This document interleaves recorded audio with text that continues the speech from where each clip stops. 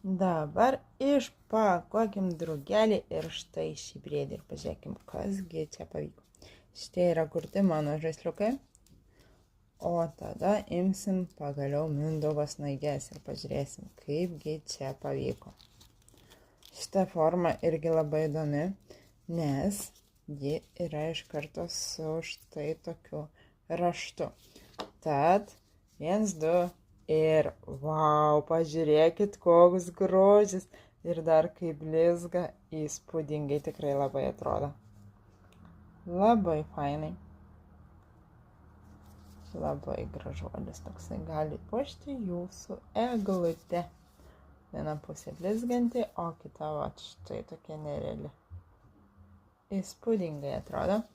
Nu tai pažiūrėkim, kaipgi atrodo briedis. Štai šis. Pažiūrėkim. Irgi jinai tokia. Ir tadam! Na, sakyčiau, kad ši pusė yra gražesnė. Tai aš kabinčiau šitą pusę. O čia irgi įdomus tas persiliejimas gavosi. Bet vis tiek gražiau yra čia. Na, tai kitam video. Mindaugo snaigių išpakavimas.